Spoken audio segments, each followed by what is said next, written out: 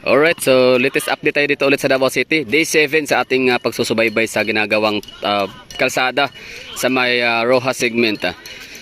So yung Rojas segment na yun kasi ang pinakasusi sa lahat, no?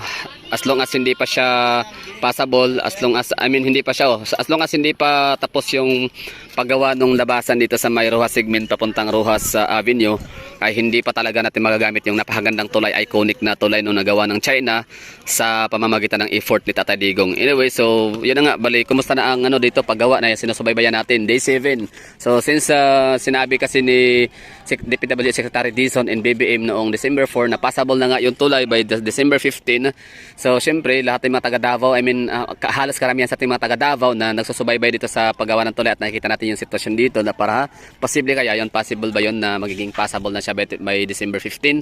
So mula noon December 5 sabi ko sige, titingnan natin, no, at aabangan natin, o susubaybayan natin yung paggawa nila sa tulay kung possible nga ba, kung babasahin natin yung yung kailang gesture, no, yung consistency ng kailang pagtatrabaho, kung kaya ba talaga sa December 15. And I found out, no, nakita ko naman kahit malayo pa yung December 15, 3 days pa. So kita ko naman na okay din naman, seryoso, tama naman talaga, sadya na ito ay matatapos na siya by December 15, no. Magre-ribbon cutting, mag-inauguration na sa tulay, or passable na talaga siya. Pero yun nga lang, hindi pa siya, kasi ito kasi 4-way 4 lanes, no, 2-way 4 lanes itong ating coastal road. Pero dahil sa nga ito, hindi pa nga siya tapos, like itong kabilang side, ito sa may right side, hindi pa to tapos, gawa nung matagal kasi nilang na-fix yung issues about property owners, no, or yung mga may-ari ng mga bahay na masasagasaan ng road widening. So ngayon, bali kita naman natin na okay naman daw, sabi ng mga kapitbahay natin dito na sila Maring Tess at sila Maring Sol, na okay na daw, no? So fixed na, wala na problema. So bound to demolish na yung mga bahay na naka-usli na nakita natin noong nakarang araw. And I don't know kung andyan pa siya ngayon existing. Anyway, makita naman natin yan. So ito yun, ha, bali day 3, tatlong araw na lang ang aabangan natin, no? Tatlong araw na lang yung nalalabi para mag December 15. So doon natin malalaman. Anyway, baka bukas pinatong lagyan ng asfalto. Okay na to, naka-ready na, flattened, compacted na yung or compacted. Bagong word ba yun? Anyway, so compact na yung or flat na ba, no? Solid na pagkalagay nitong mga buhangin. So ito na yung lalatagan ng asphalt. So yun na nga, ulitin ko, 2 lane lang muna. Ito lang muna ang left or right kasi we're facing this, so right side ito. So gagamitin mo na tong 2-way lane, no? Tagi-isang lane kabilaan, right, papasok at palabas ng coastal road. So itong kabila, ito yung tinutukoy ko sa inyo na bago lang natapos or bago lang na-fix yung issue about property or yun ang mga rights of way. So ano sa tingin nyo? Okay ba to? Passable kaya? Ako din masasabi kong oo.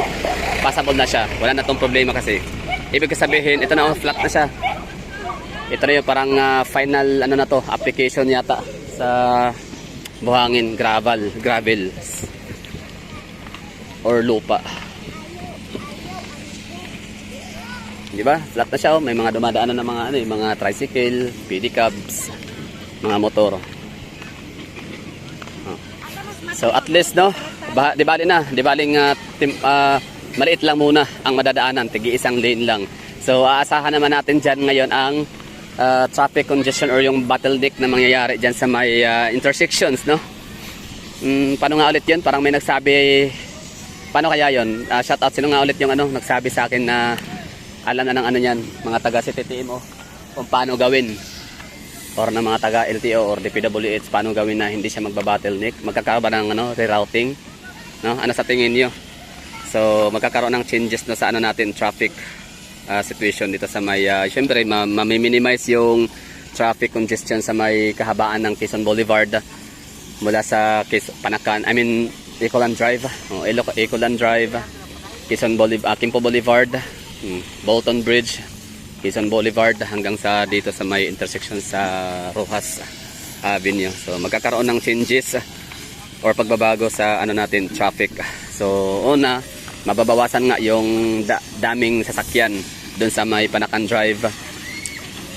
Bakit kasi Panakan? Kasi familiar. Ang dami kasing drive sa Davao. Meron tayong Ecoland Drive, West Ecoland Drive, Panakan Drive, Meron tayong mga tahimik drive, mga ganun. So daming drive kasi, Kawayan Drive. Pero mostly ko kasing dinadaanan yung Panakan Drive, kaya ito puro ako Panakan Drive. So pasensya na ha, ako nag-explain. Ito, balikan natin. So yan na nga, simula doon sa may Panakan Drive, Ecoland Drive sa may Times Beach, Tulip, no, papuntang dito sa may Bolton Bridge. So mataas yun, mataas din ang traffic talaga doon, no, gawa nung sa may intersection sa may John Paul College. Mayroon ding traffic light. Tapos Ecoland Bus Terminal, marami ding mga buses na lumalabas pasok, kahit paano ano din yun, dagdag din yun sa traffic congestion. Kaya nga mayroong programa yata, or basta parang may bill, or mayroong basta i-implement nila yung paghihiwalay or pagtanggal ng bus terminal sa Ecoland. Kasi nasa puso ng Davao City yung Ecoland Bus Terminal namin. Ang daming bus dyan, libo-libo ang ang araw-araw na lumalabas pasok dyan sa aming terminal. So kailangan silang i-separate, no, ibahin yung papuntang north, south, and west and east, up and down, side by side. So yun, mataas ang traffic. Tapos yun na nga, dito naman sa Quezon Boulevard, yung isa sa mga video natin na, di ba, ang daming traffic. So yun, mababawasan, mawawala na yun, dahil nga lahat yung mga private cars and private vehicles, dito na sila dadaan sa ating coastal road sa may junction 2. Dire-diretso na sila. Bali yung 7.3 km long from Barangay Bagua Playa all the way to Tulip Drive or sa may Times Beach Matina, ay madadagdagan na siya ng at least 3 kilometro na distansya. Di ba, magiging 10 km na yung matitipid na lang travel time, no? Imbes na tatakbo sila ng 30 km per hour sa napaka-traffic na kalsada, so magiging 60 km per hour na sa napaka swabing daloy, no, na kalsada ng coastal road. Ayan, kita nyo yan ha. So syempre update lang to, no, kumbaga nagkantay ng mga pakonting trivia dito, pero ang pinaka main purpose natin dito na update ay kung madadaanan na ba to sa December 15. The answer is yes. Kita naman natin 3 days to go pa, 3 pang araw ang natitira bago mag final verdict. Final judgment natin mga taga Davao. Pero syempre hindi naman talaga lalabas na magiging sinungaling sa parte na yun si BBM at si DPWH Dizon, kasi nga hindi nila yung sasabihin kung hindi nila tinatanong ang mga taga rito kung ilang araw nila pwedeng trabahuin mula nung time na andun sila nagbisita. Kasi kung sinabi lang ng mga taga City Engineers Office ng Davao City in the DPWH Davao Region na itong area na to dito ay matatapos siya talaga within 1 month pa, so ibig sabihin pwede na sabihin na by January 4 pwede nang daanan, gano'n, no? So hindi sila confident na magsabing December 15 kung hindi totoo yun, no? So ibig sabihin nagkonsulta muna sila dito sa mga nagtatrabaho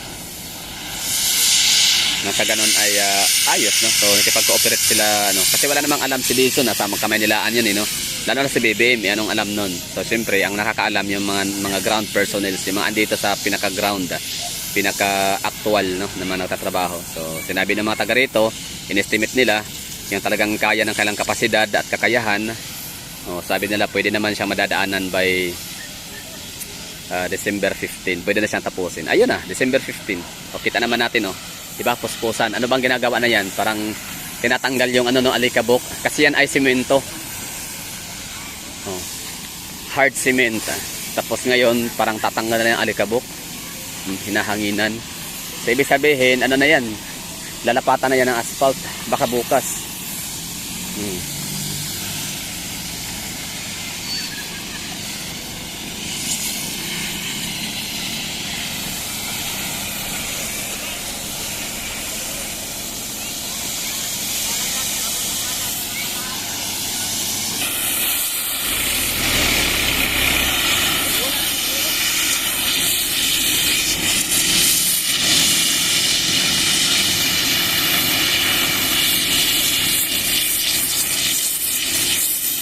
So yun, no, bali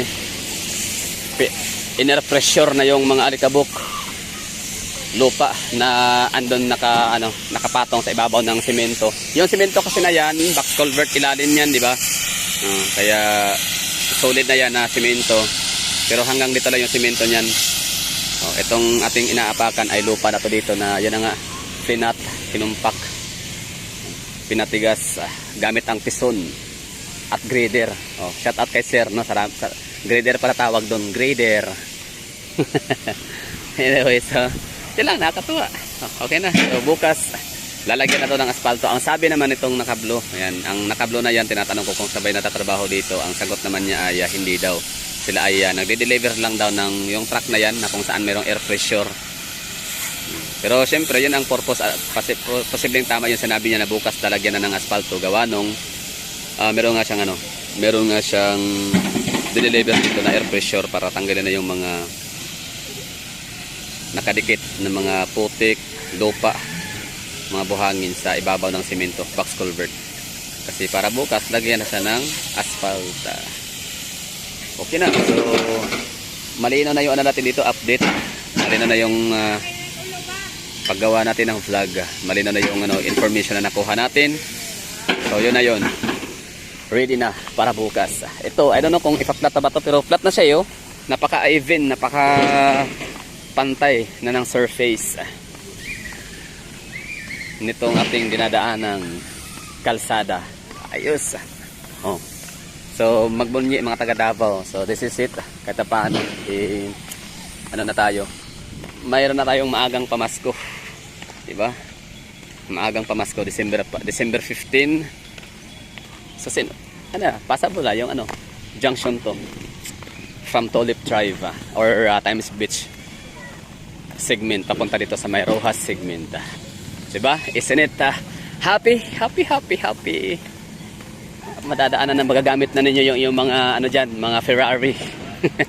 Magagamit na ninyo yung mga luxury cars, mga sports car. Pwede na kayong pumarurot ng 60 km per hour from Barangay Bagua Playa papunta rito sa may Barangay 31D Boulevard, Davao City.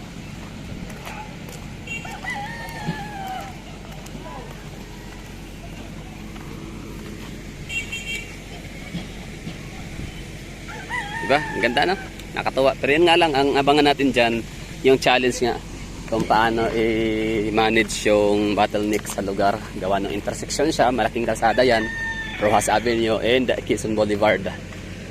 So mag-i-intersect siya dito sa may Rojas segment, Coastal Road, na ang mga sasakyan ay nanggagaling sa bahagi ng Toril and Talomo District, and of course Santa Cruz and Davao del Sur provinces.